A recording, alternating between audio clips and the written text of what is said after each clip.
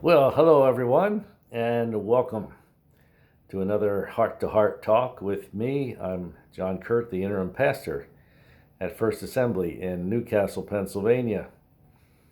And today I am in Wisconsin, and right now there's a snowstorm going on outside. So I am glad I am in here, and I'm also glad that you are joining me today. That you've decided to tune in and check out the word that God's given me today for you. So anyway, thanks for coming, and I do appreciate it, and pray God's best on you each and every day. Well, there's a great emphasis today for churches to have a mission statement. I remember when I was at my last church, Evangel Heights, was reflecting God's light in a dark world. And I know at First Assembly, I think the mission statement is developing fully dedicated disciples, something to that effect. But at any rate, there's an emphasis today, whether you're a business or a church, it's a good thing to have a mission statement because it helps you to keep focused on your main purpose and reason for being. And so it's good to just pick out like a short, succinct sentence that describes what you're about. It's a tool that helps the congregation remember what their mission is. And you know what I think is it's a mission statement is something that all of us should have on a personal level as well. What is the main focus of your life? Put it down in words and remember it and say, this is my mission statement.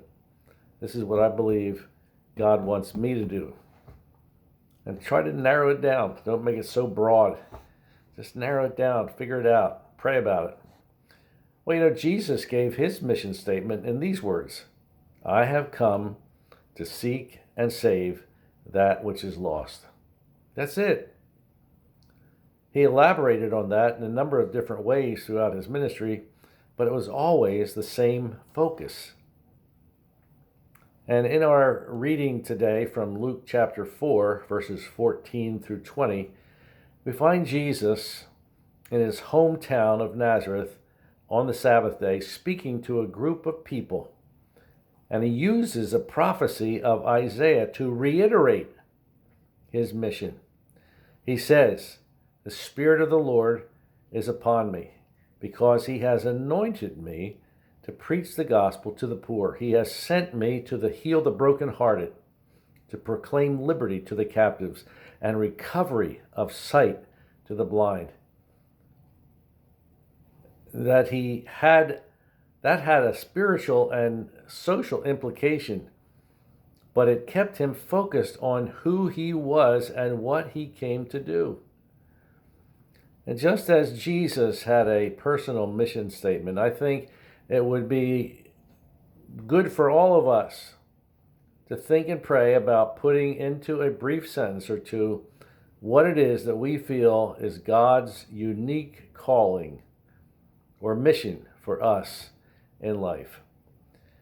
George Barna, in his book on the power of vision, he says this: how sad it is that most Christians in America do not have a worldview or a philosophy of life that influences their decisions and lifestyles.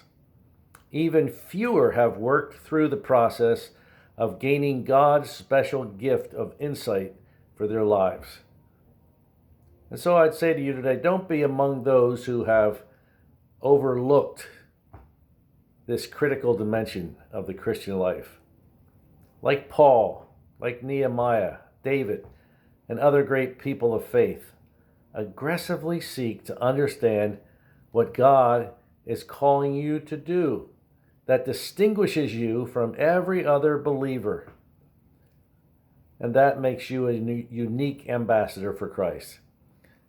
In one sense, we all have the same general mission of reaching out to others in ministry. But how you carry that out is the special mission that God has designed for you personally.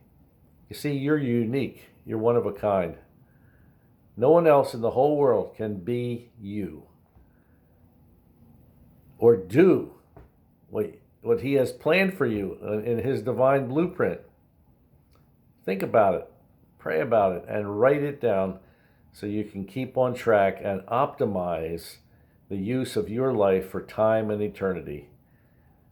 You know, you'll be glad that you did when you hear Him say someday, "Well done, good and faithful servant, enter in." Well, that's it for today as we wrap this up here in Wisconsin.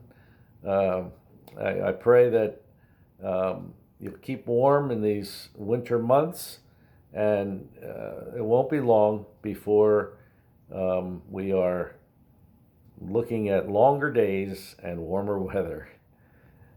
Well, God bless you. Have a great day, and Lord willing, we will see you again tomorrow. Bye-bye.